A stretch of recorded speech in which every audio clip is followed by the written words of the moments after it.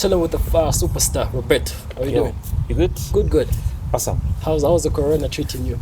Surviving. Surviving, eh? We're trying to survive. I wanted to start the interview with a challenge. Let me challenge you this. I saw one of your songs, I sing some part, you also sing, not doing one song over and over. Can you stand that? Sounds like a singing challenge that I was not ready for. I'll be like, if I say Amarula, you say one of your songs as well. I say another song. Okay. Start? But do I have to sing it or just have to sing? No, just some part. Alright. Let's just say it, not sing. Okay. Amarula. Save our love. Good woman. Love you more. Baby, come closer. I'm into you. Vitamin U. 1 in a million. Salaula. Chawama. Good woman. Look at you, beautiful. Eponava. What? Which one did you say? Eponava. Akasura. Kwasa. Look at where you're going. All right. Did I win? Nah, I'm still going.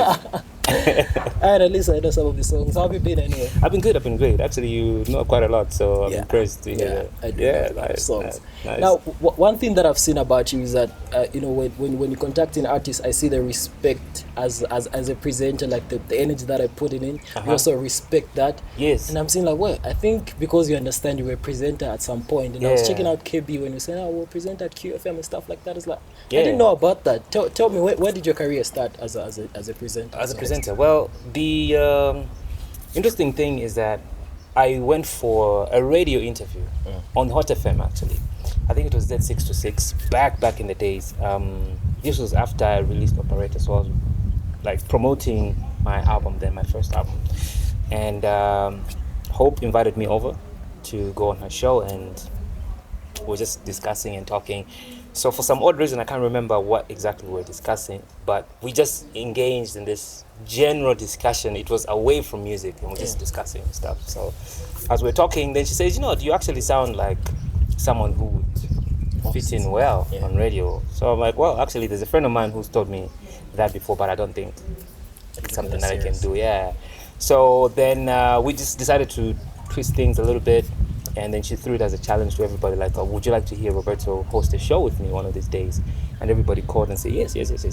So that's how I was invited to host, what is it called again? It's a drive time show that she was hosting on. You started on a drive time? Yeah, on Hot FM. So we did that. And she was like, I just want you to be on the show. So the producers came in and was like, no, come in whenever you feel like. So I used to go to the station time and time again. And then I was asked I think she just played a prank on me, to be honest with you. She said she's leaving and had to go somewhere, and I had to be on radio for like 20 minutes alone. I have played the most songs in my life without talking. Then I opened the microphone and I just opened it halfway so that people can't hear me, Because I was scared. I was like really scared. So I opened a little bit. So Oscar, the owner of the station, came to me and says, we want to hear you speak.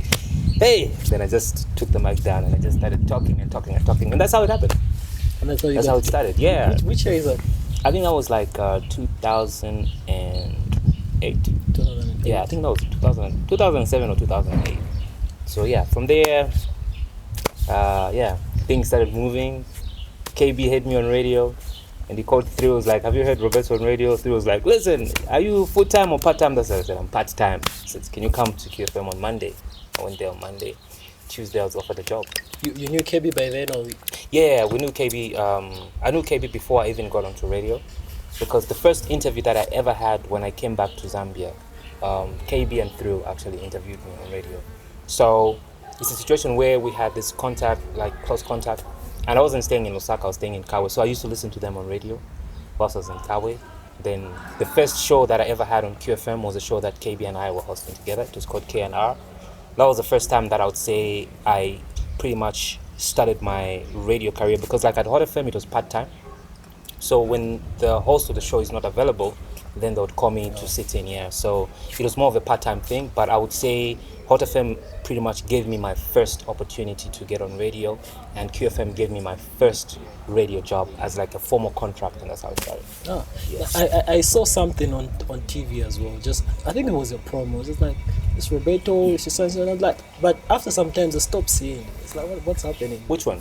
Which promo? I think there's a promo which you showed the behind were like things that were coming in your wood? This was Roberto, Catch Roberto, a TV show. A TV show. Mm. No. There's a show that I used to host, and it was in partnership with a South African company.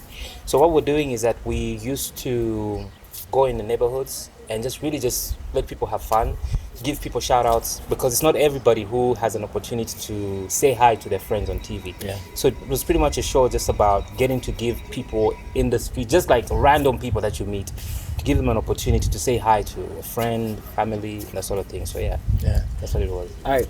You're watching Hang Out with August, and my host is Roberto, in case you're just joining us. Now, you talked about outside the country, and everyone wonder, how did Roberto get his music outside? How did you manage to push your music? Is that a secret, or you just did it?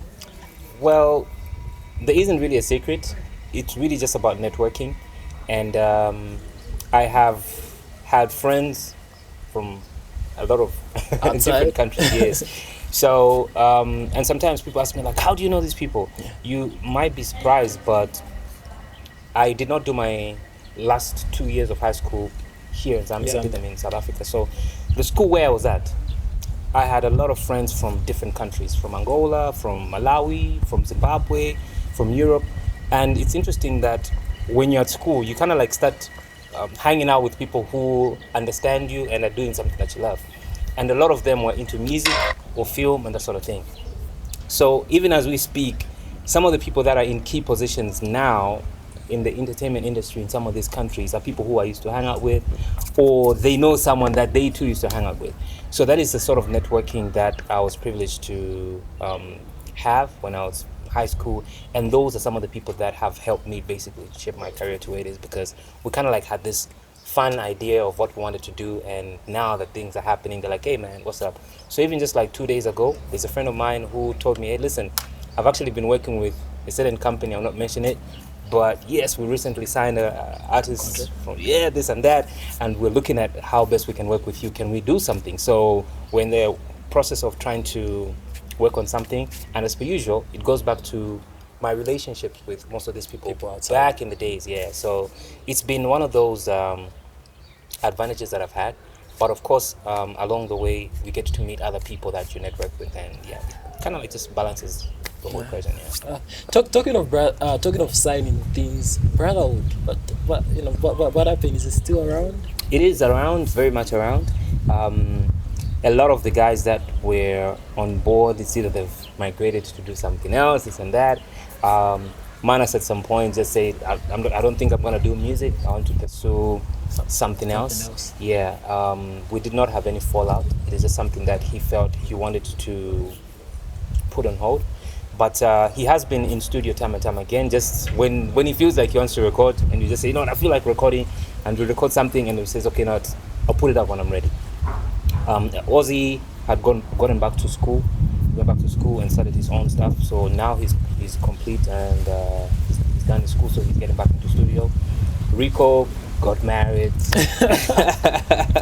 He's now a father, you know what I mean? So his priorities, of course, have always been to ensure that his family is in place and things are moving. But he's time and time again recording when he gets the opportunity. So a lot of people are like, no, this guy is but I'm one person who, when someone says, listen, I want to put music aside because I want to do this, we need to respect that person. And so you see a lot of material that's coming out very soon. Oh, from Brotherhood. Yes. All right, we can't wait. 2020 is a year. It's a year. Yeah. All right, we can't wait for that.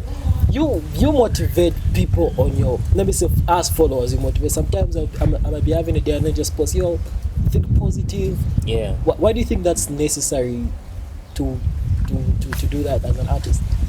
Well, I am human just like anybody else, and there are days when things are not moving the way that you want them to go, move the way you want them to move, and it's important to let everybody know that life is a reality, and you need to constantly give a positive message to somebody somewhere who might be thinking negatively.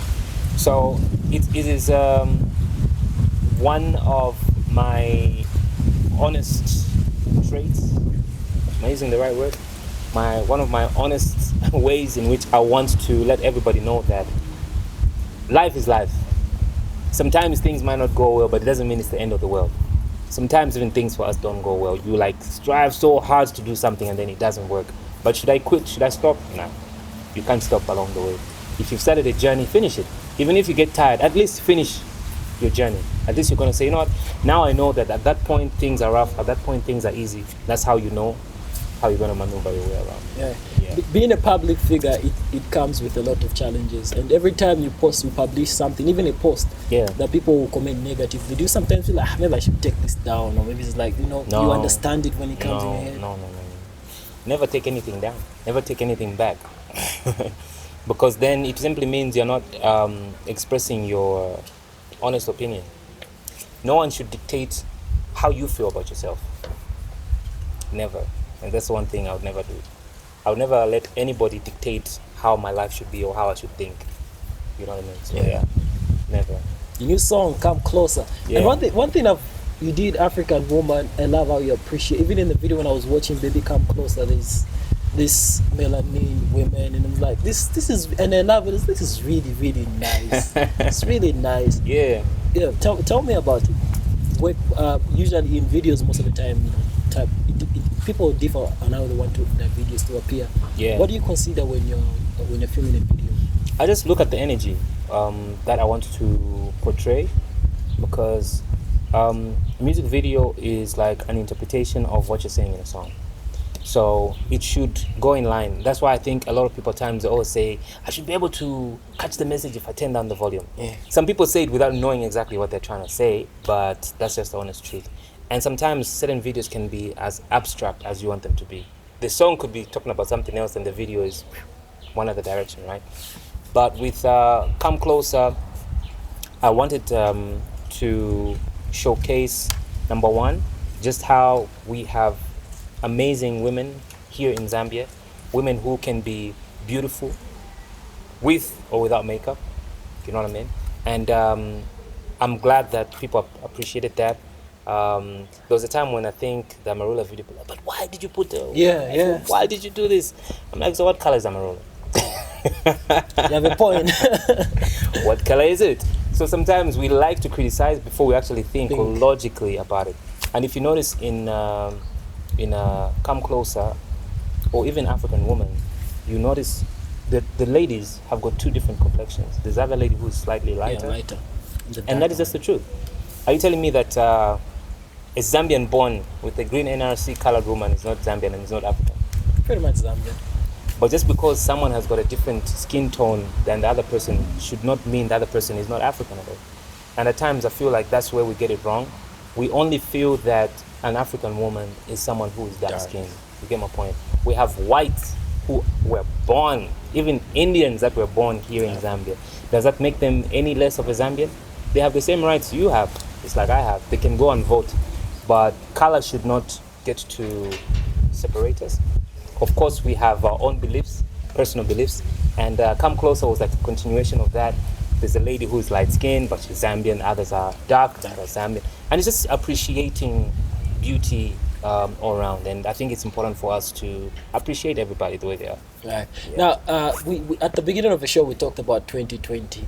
Yeah. And I think you've been putting out singles like this. Yeah. Are we expecting an album? You said 2020 is our year. 2020 is the year, definitely, because there are a number of projects that we already have worked on. We just haven't released. Corona has done the most, I'm telling you. Really bad. This thing is on tour. Yeah. Next minute it's in Matero, it's in Chelmsford. It's everywhere. Hey man, Corona is on tour. But anyways, there are a number of projects that we have slated for this year. And Come Closer is my first solo single for the year 2020, by the way. Yeah. All these others have been just collaborative songs. For example, the one with Bini Ganta, it was like a collaboration. I love duet. that song. Which other one did we release? Nazichanga with Rosary. That's her song. I feature on it. So Come Closer is like the first song that I'm releasing as my personal solo song. Then we're releasing another video in the next few days. Brand new. Few days? Yes. Should be the first, man. Should be the first to get that song. Yeah, so we're releasing another video the next few days, and a month later there's another video. All these videos have already been shot, and we're just systematically just releasing them now. How is Closer doing, by the way? Is what you expected, or? Closer is, I would say, on a balance like this, right? You have YouTube numbers that are growing day by day slowly, and then you have ground numbers that are growing. And what we also noticed is we have a situation where majority of people at times utilize, I would say, work or internet from whichever workplaces and that sort of thing. And some others will complain and say, no, our numbers are not too good because this and that. But it's something that we did. We did a little research as well, just to try and find out. A number of people use internet at work, at their workplaces. Yeah. And now they're at home. Money is tight. Some might not really want to be on internet to do certain things, but I mean, it's social media at the end of the day. And we're just really thankful that every day things are growing, numbers are growing, and at the same time the song is getting to spread. Of course, there are some people that wanted to, as per usual, when something is released, man, we're used nowadays. We just was like, okay, wait, let's talk. It's like they'll talk. Oh man, come on, we're used to it. I'm used to it, so it's a thing of the past. Yeah.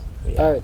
Why did you ask though? Now let me ask you. Why I asked? No, really, I'm an interviewer, so obviously, you expect me to ask such a question. Okay, cool. Go ahead. KB always talks about promoting strategies, and these bloggers and vloggers publishing your talent, your content. Yeah. What's your view on that? What did he say? It says the different vlogs, which I can't mention right now, and bloggers, they publish, if you publish on AudioMark or any other platform, they publish on their platforms. Yeah. Well, it is true because it affects your numbers. The one thing that I think a lot of artists now are trying to engage and look at is growth on streaming platforms, be it Apple Music, Spotify, Deezer, Rhapsody, and the likes, right? So if you have free content flying around, why would someone want to go and purchase it or pay for it streaming, right? And I remember the first time I said I'm not going to be dishing out free music, a lot of people in my case say, hey, no, this person is feeling himself now, this and that. But hence I'm asking, say, what did he say? Because it goes back to what I said, I think like 4 years ago. Yeah. And it's amazing how sometimes we like to contradict things that we do not know, and then later on you're like, you know what, I think this is good for us. But I'm happy that friends like KB have continued this fight, because I think the first time that I talked to him about it, he was one of the first few people who actually said, you know what, you're actually right. Because we have been producing music for a very long time. We know the hassle of putting up a record company and seeing how the numbers can grow for the artist but not grow for the record label, right? And then you find the artists mushrooms and they grow and they become big, and then the record label is still struggling. The ground. And it all goes back to the numbers. So most artists will benefit so much from events and that sort of thing, but the record company benefits more from sales. But now we have a situation where CDs are no longer... When was the last time you bought a CD? I don't know. Where I bought to support Kunke. That's the last time. Kunke when Kunke dropped, just to support, but I never played it. Would you say the last year you bought more than 5 CDs? No. And see, that's the thing. That's just the reality. Not that because you don't like buying CDs, but you know, trends have changed. You have other ways in which you prefer having music. It be on your stick, USB stick, or your phone, or whatever device that you prefer using, right? And so you need to move with time. And it's the one thing that I realized initially, that a lot of people now migrate to using mobile handsets and that sort of thing, or tablets, to listen to music. So what is the best way for you to make money off it? You need to utilize the platforms that come on those mobile devices. And so streaming is a big thing outside Zambia, but not in Zambia, because of certain aspects that we really can't get into right now. But it doesn't mean that you cannot make at least a little something from the music that you're making. So I'm really happy that we now have stores here in Zambia that have decided to say, you know what, we're going to support this cause. And we also have spoken to a number of bloggers who have respected our decision to say, look, you can share the links, you can share this and that, but you cannot have the song downloaded for free. You get my point? So we can't fight the very same people that help us gain the numbers and that sort of thing. So I'm really happy that we now have this relationship going with most of the bloggers and the vloggers and so many other people as well in our industry that now understand that you can monetize your YouTube account and make some money off it just by people watching. You can make money via streaming of songs. So it's something that I think is growing, and I'm happy to see it. Is this something, I think you're the right person to ask. You've traveled, I think, some parts of Africa. Is it the same issue, or is it just in Zambia? It depends. It depends, because there was a time I was in, I think I was in Dubai, and I was trying to access a song. You know, one of those things where you're like at the airport and you're waiting for your flight and you have 2-3 hours, you're not doing anything. Yeah. And I was going through my Facebook and I noticed there was a song that was released. So I clicked on the link to that song and it blocked me. And I realized I was being blocked. So at that moment, it actually hit me like, okay, so here I am in Zambia busy posting these links. Someone somewhere can't actually access this. Well, it was a Zambian song. It was a Zambian song on a Zambian website. Oh. You get my point. Then I went to Sweden. It was the same thing. I could not download the music. You get my point. So it kind of like just sparked this idea to say, wow, okay. So I need to have my music on platforms where people can access it, both here in Zambia And outside. and outside. Yeah.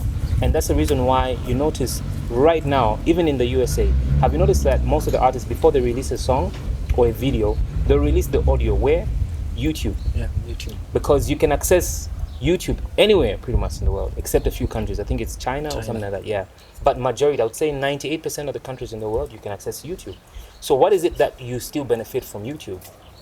The views you get, just for the audio, you still get paid. Yeah. Then when you release a video, views, you still get paid. So you're getting paid twice for one song. One song. So you kind of like realize all these things when you travel because you have experienced them. But if I came here and I told you, don't upload your song on tmbblog.spot, what would you tell me? You understand my point? But it's when you actually go to some of these places and you actually have this experience, that's when your light switch comes on and say, okay, it's because of. Listen, Yeah. I think we're coming to the end of the interview. One thing that I noticed about the conversation that it just came in my mind, the conversation you're having at KB, is that you were the first person to come. Did you notice that? I was the first person to? Oh! Oh, for his, Yeah, I was. You were the first person to come. I was the first person. I was the first person to teach him how to produce. Oh, yeah. Now, before, let's talk about the production as well. Yeah. Another beat made by, have you abandoned that, or you still produce? No, I still produce. I have a number of songs that I have produced. In fact, the next song that I'm about to release, I produced it.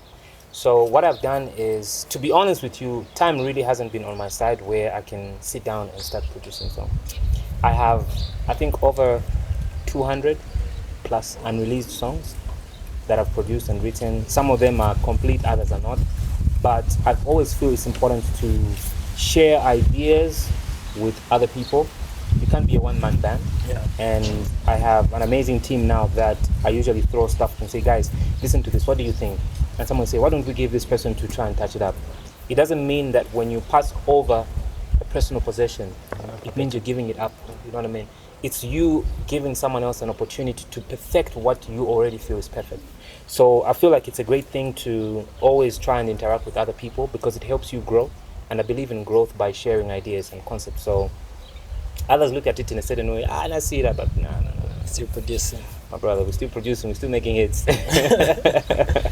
You're watching Hangout with August and I had Roberto. I think, Roberto, you can say the last word to the people watching. I don't like saying last words because you never know what might happen tomorrow.